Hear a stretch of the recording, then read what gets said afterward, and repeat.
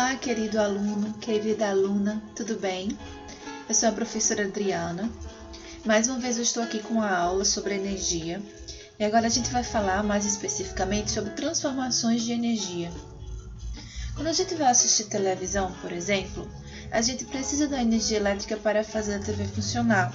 A energia elétrica, a partir do momento que ela entra no aparelho, ela vai poder ser transformada em energia luminosa, vai formar as imagens. Também vai ser transformada em energia sonora, que através do som a gente vai escutar o áudio da televisão. Ela também pode ser transformada em energia térmica. Às vezes a televisão ela esquenta, é isso. A energia na nossa casa ela também pode ser utilizada para o funcionamento de lâmpadas. A energia elétrica ela vai ser transformada, nesse caso da lâmpada aí, em energia luminosa, que também pode ser transformada em energia térmica, porque a lâmpada também vai esquentar. Por falar em esquentar, a gente também pode usar a energia elétrica para aquecer a água do chuveiro, e aí você tem a energia elétrica sendo transformada em energia térmica. Não só na nossa casa, mas nas indústrias, a energia ela é essencial para o funcionamento das máquinas. Então, a nossa sociedade ela precisa da energia elétrica da forma como nós conhecemos hoje. E aí a gente começa a falar também do princípio da conservação da energia, né?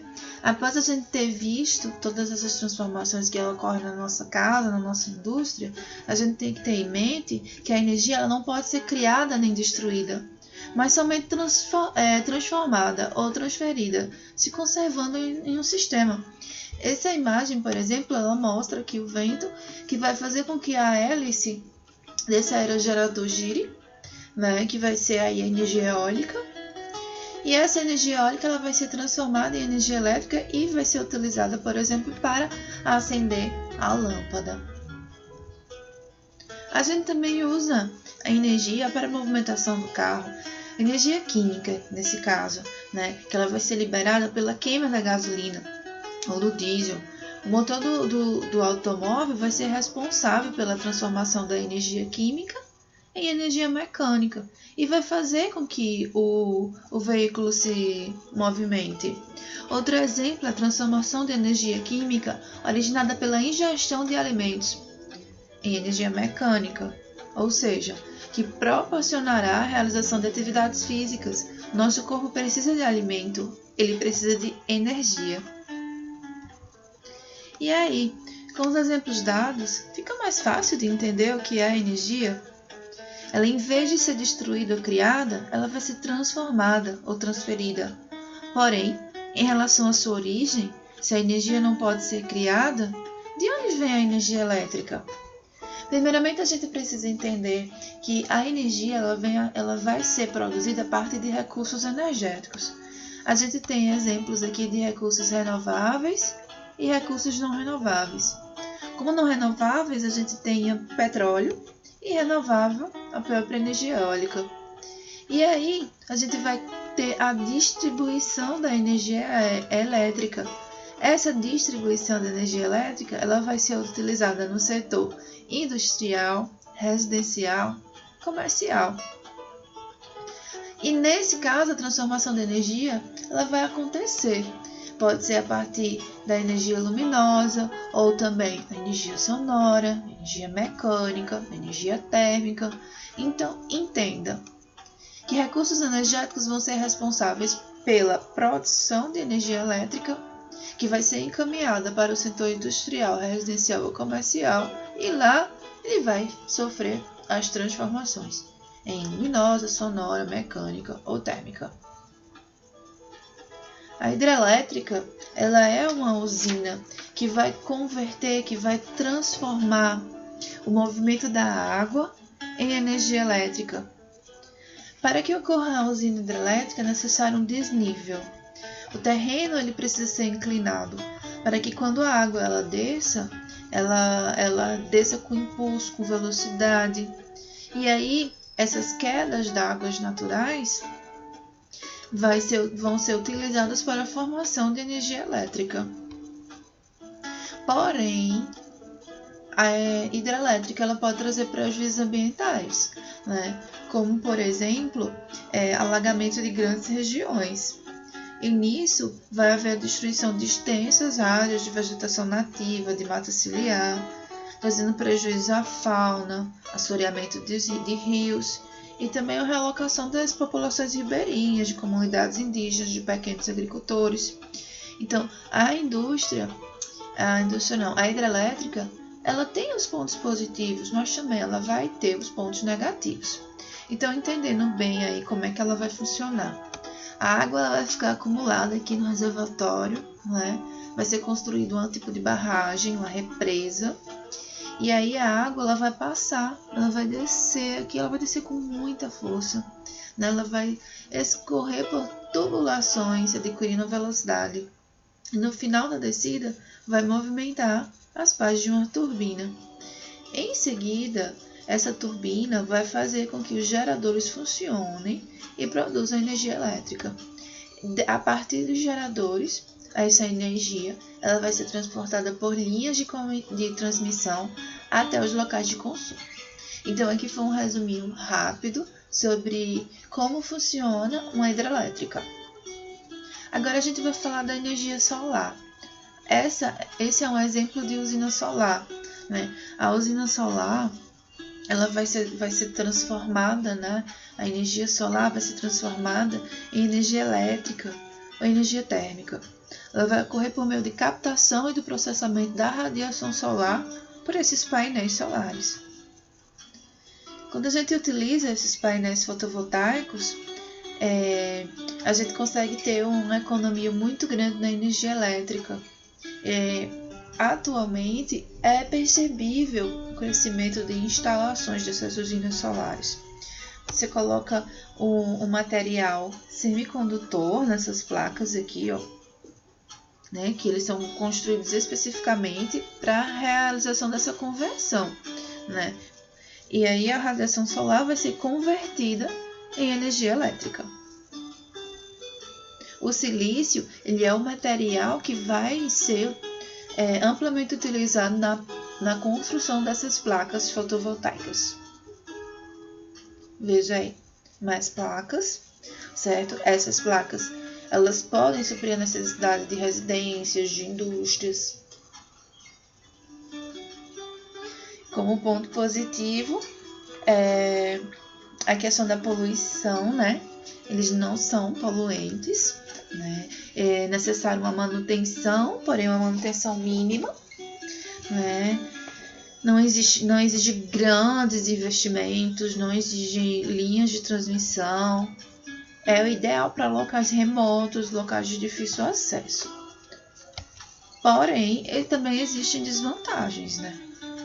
Porque é necessário que se perceba as condições do tempo, do clima, né, da região. Em locais que tem muita nebulosidade, locais que chove bastante, que tem pouca incidência solar, eles não são tão adequados, tá? Agora vamos falar da energia eólica. Aí você tem exemplos de usinas eólicas, certo? O vento, como eu já falei, né, vai provocar o movimento das pás, que vai provocar o surgimento da energia mecânica, cinética, que vai ser convertida em energia elétrica. É necessário que sejam construídos em locais que tenham muito vento, como alto de montanhas, praias, desertos. E aí o funcionamento, né, dessa usina se deve justamente aos aerogeradores. Perceba como é o funcionamento dessa usina, né? O vento ele vai se chocar, né, com as hélices, fazendo com que elas girem, né? Elas se movimentando aqui, ó. Um eixo irá acionar o gerador e este, por sua vez, irá transformar a energia mecânica em energia elétrica. A energia elétrica ela vai ser transportada por cabos que se conectam à rede elétrica, que é levada até o consumidor por meio de linhas de transmissão. Olha que imagem bonita, hein? Vamos falar dos pontos positivos, né? Atualmente, a gente sabe que isso daí não vai ter a questão de poluentes, né? Não vai ter a poluição, não vai emitir gases poluentes nem resíduos, né? A sua fonte, o seu recurso natural, ele é inesgotável, que é o vento. E aí você também pode utilizar na usina, né, outras coisas, você pode criar animais, né? Então, assim, existem pontos positivos, mas também como tudo na vida também tem as desvantagens, né? Por exemplo, o vento batendo nas hélices pode causar algum impacto, algum ruído, né, que pode incomodar quem esteja próximo. E já foi confirmado também a morte de pássaros, né, que estão migrando e eventualmente eles se chocam contra as pás. Agora as usinas termoelétricas. Bom, nessas usinas a energia elétrica ela é produzida por meio do calor, né, que combustíveis fósseis, né, ou então o próprio urânio, que vai ser utilizado aí como fonte de energia para produzir calor, tá? Esse modo de obtenção de energia elétrica é uma alternativa em países que não têm as outras fontes, né, energéticas. Elas também podem ser instaladas em locais próximos a regiões de consumo, o que vai reduzir o custo com as linhas de transmissão.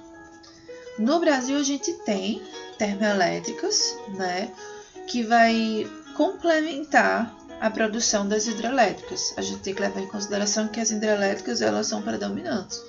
Mas às vezes, em época de seca, a produção de energia elétrica por hidrelétrica precisa ser complementada. E aí a gente vai usar bastante a termoelétrica. Vamos entender aí como é que funciona uma termoelétrica, né? O calor ele vai ser produzido, então aqui pode ser, por exemplo, o carvão, né? O carvão mineral. E ele produz um calor com a queima. E essa queima vai aquecer a caldeira que vai produzir um vapor. Esse vapor de água vai passar por uma tubulação e vai movimentar aqui as pás da turbina. Essas pás vão fazer com que o gerador se movimente, né? Aciona aí o movimento e o gerador vai converter essa energia mecânica em energia elétrica. E aí a energia elétrica também vai passar por linhas de transmissões e chegar até o consumidor.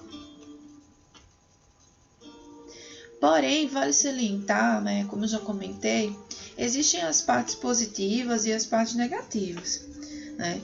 Como negativo, obviamente, é a poluição, né?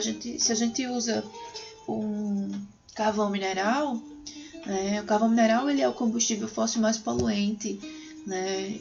E aí a gente vai ter um acréscimo de gases na atmosfera e gases nocivos, né, à saúde humana.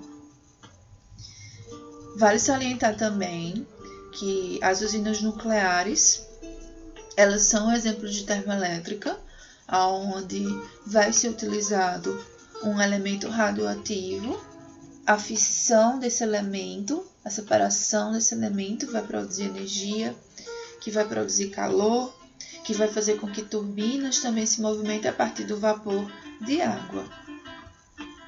Então, representando aqui o que está sendo dito, né? O calor produzido durante a reação química de fissão, né, ocorrida no reator, aquece a água, transformando ela em vapor.